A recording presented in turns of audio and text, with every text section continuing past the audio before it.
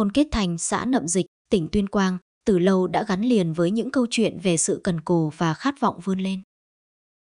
Và giữa bức tranh ấy, nổi bật lên hình ảnh cô gái Hoàng Thị Chấu, một thanh niên dám nghĩ, dám làm, đã xây dựng thành công mô hình kinh tế khép kín độc đáo ngay trên mảnh đất quê hương mình. Không chọn lối mòn rời xa quê hương, Chấu quyết định gắn bó với nghề truyền thống của gia đình, nấu rượu men lá. Đây không chỉ là công việc mưu sinh, mà còn là sự gìn giữ tinh hoa ẩm thực của người dân tộc thiểu số tại Tuyên Quang. Dạ vâng, thứ nhất là em xin tự giới thiệu, em tên là Hoàng Thị Chấu, em sinh năm 1995. Thì trước đây thì em cũng có, ý là nhà em thì có cái truyền thống làm rượu men lá này từ ngày xưa rồi ấy. Em cảm thấy là trong những cái khoảng thời gian gần đây thì mọi người kiểu như hiện đại hóa về những cái sản phẩm ở quê hương mình ấy, mọi người không không đề cập đến những cái gì mà của truyền thống. Thì em rất là thích là em lưu trữ được cái gì đấy của truyền thống ở quê hương mình để cho nhiều khách hàng biết đến nhiều hơn. Thực ra thì ngày trước là em cũng có học về cái mảng khác, em học về làm đẹp, nhưng mà sau một khoảng thời gian về nhà ấy thì em cảm thấy là bình thường ấy mình đi ra ngoài mình uống rượu ở những nơi khác ấy, mình uống xong là hay rất là đau đầu này, xong lại khát nước.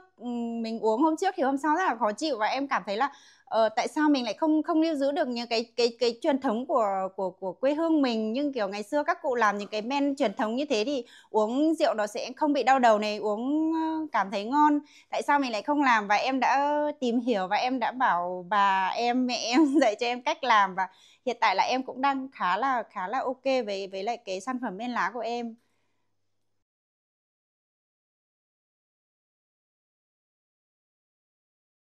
Rượu của Chấu nổi tiếng bởi hương vị êm dịu, thơm mùi thảo mộc đặc trưng. Nhờ chất lượng ổn định và quy trình nấu ủ sạch sẽ, sản phẩm của cô đã nhanh chóng có được một lượng khách hàng trung thành, trở thành nguồn thu nhập chính vững chắc.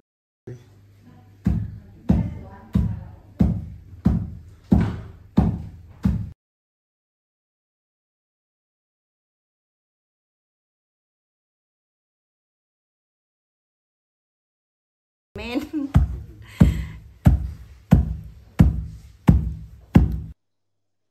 Cái thành phần chính để làm được cái men này là gồm rất là nhiều loại nguyên liệu ở trên, mình phải đi lên rừng để hái về ấy. Và cái quan trọng nhất là phải có cái củ thiên nhiên kiện thì mới làm được cái men này. Phải tầm khoảng 4 đến 50 loại nguyên liệu thì mới làm được men này, và mình sẽ phải, khi mình lên rừng hái được những cái nguyên liệu này về ấy, mình sẽ phải băm nhuyễn nó ra, sau đó thì giã mịn, và mình phải pha với bột gạo nhé, mình phải nặn với bột gạo thì mình sẽ dùng dần.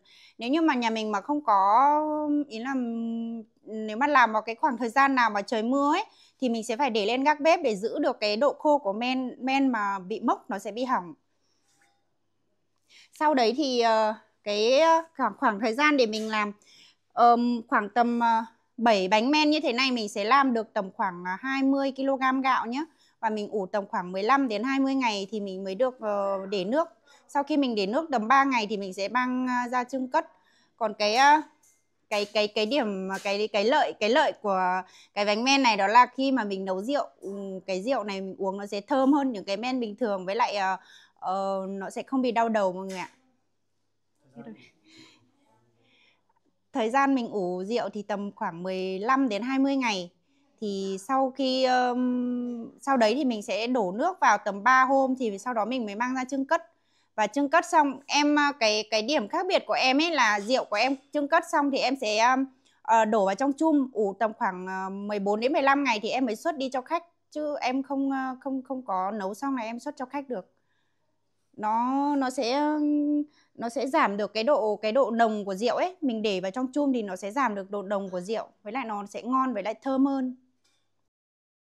Điểm làm nên sự khác biệt và hiệu quả kinh tế vượt trội trong mô hình của Hoàng Thị Chấu chính là việc áp dụng triệt để kinh tế tuần hoàn một cách tự nhiên và thông minh.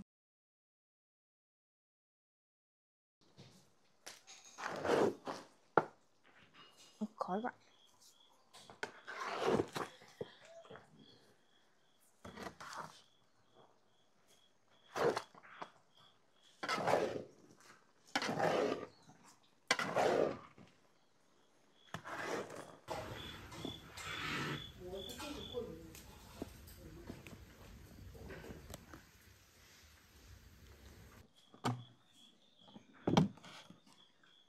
Vâng, lúc đầu thì em cũng làm theo cái quy mô nhỏ thôi, em cũng làm để phục vụ cho gia đình ấy. Thì sau thì mọi người đến nhà em và cũng thử qua cái sản phẩm rượu của nhà em thì mọi người cũng khen là rượu của nhà em thì không uống không đau đầu, với lại nhiều người ta cũng giới thiệu cho nhiều người biết đến hơn ấy. Thì sau đấy thì em mới nghĩ đến là mình sẽ phát triển rộng hơn để cho nhiều khách hàng biết đến hơn. Em cũng hiện tại là em cũng đang rất là muốn là những cái sản phẩm ở quê hương mình ấy thì sẽ đưa lên được lên sàn thương mại điện tử để cho nhiều người biết đến hơn về những cái sản phẩm truyền thống của quê hương mình.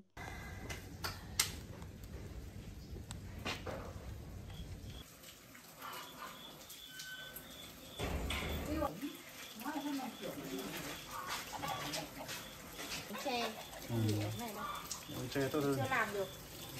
Sau khi trưng cất, bỗng rượu nóng hổi, dầu đạm được ủ lại, trộn với cám ngô, cám gạo để làm thức ăn cho đàn lợn, gà của gia đình. Đàn vật nuôi lớn nhanh, khỏe mạnh, cho chất lượng thịt thơm ngon đặc biệt, được khách hàng ưa chuộng.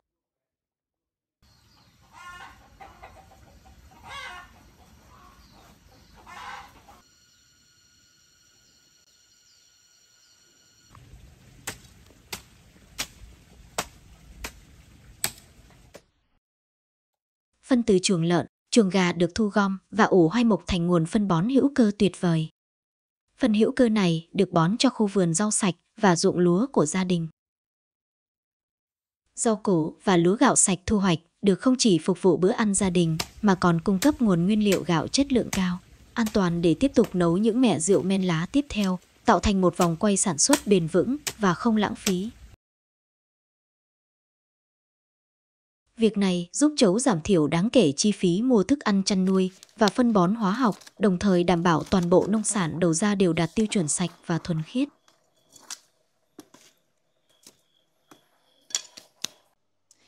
Cái điểm khác biệt của em đối với những người khác đó là em muốn lưu truyền được cái gì mà nó truyền thống đối với ở trên quê mình ấy.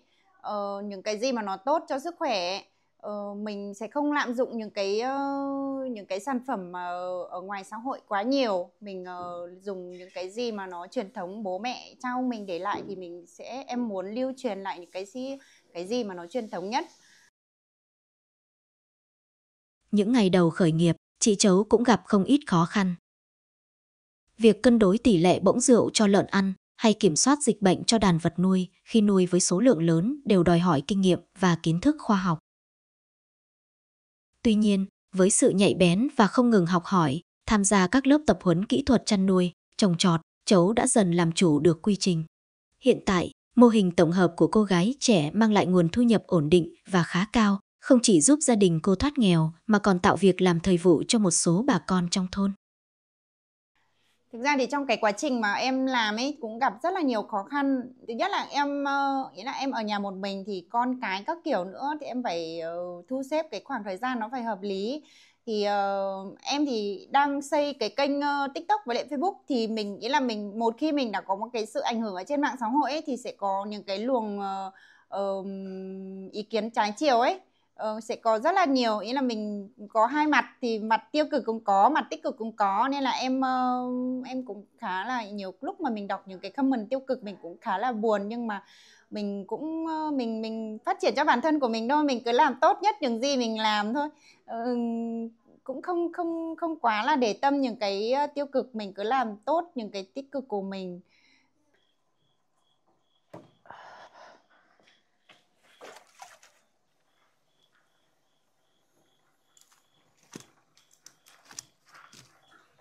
Mức thu nhập bình quân trong vòng 1 tháng thì nó cũng lúc này lúc kia, anh tính nếu mà cả gốc gần lãi thì chắc cũng tầm khoảng 6-7 triệu một tháng thôi.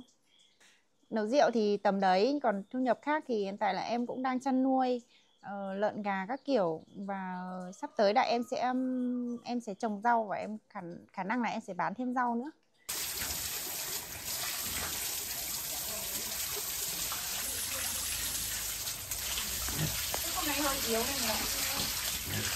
Hiện tại em đang là đoàn viên của chi đoàn thôn Kết Thành và em cũng tham gia những cái hoạt động của xã, của thôn tổ chức ạ. Trong thanh niên khởi nghiệp, chi đoàn cũng như là đoàn xã phát động thì đoàn viên Hoàng Thị Chấu cũng đoàn viên tham gia các hoạt động phong trào phát triển kinh tế, mô hình về chăn nuôi lợn, đen và nấu rượu, và tấm gương để cho các đoàn viên thanh niên học tập và noi theo. Chị Chấu không chỉ là một người làm nông nghiệp giỏi, mà còn là một gương mặt truyền cảm hứng cho thanh niên Nậm Dịch. Cô đã chứng minh rằng làm giàu trên chính mảnh đất quê hương là hoàn toàn có thể, miễn là biết kết hợp truyền thống với sáng tạo và áp dụng khoa học kỹ thuật. Mục tiêu tiếp theo của Chấu là mở rộng quy mô sản xuất rượu men lá, tiến tới xây dựng thương hiệu để sản phẩm của thôn Kết Thành vươn xa hơn. Đồng thời, tích cực chia sẻ kinh nghiệm về mô hình kinh tế tuần hoàn, khuyến khích các bạn trẻ khác tại địa phương cùng nhau lập nghiệp và gìn giữ những giá trị truyền thống tốt đẹp. Hiện tại thì em đang là độc lập, em đang làm một mình, nhưng mà em cũng rất là muốn là nếu như mà cái kênh của em phát triển được ấy, thì em cũng muốn là cái nguồn cung nó sẽ dồi dào hơn, nhiều hơn, không chỉ về men lá và những cái sản phẩm nông sản ở quê hương mình ấy thì sẽ được đưa ra thị trường nhiều hơn ấy. Cái kế hoạch sắp tới của em ấy là em muốn là nếu như mà cái sản phẩm rượu men lá của em này mà được nhiều người biết đến hơn, thì em sẽ muốn là phát triển rộng hơn một chút, là cái rượu men lá này của em sẽ là ủ chum hạ thổ chẳng hạn, để đem được những cái sản phẩm tốt hơn cho mọi người.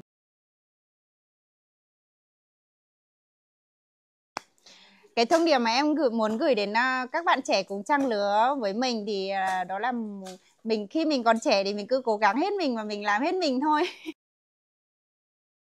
Mô hình của chị Chấu không chỉ là câu chuyện về việc làm giàu, mà còn là minh chứng cho tinh thần tiên phong, dám nghĩ, dám làm của tuổi trẻ Tuyên Quang.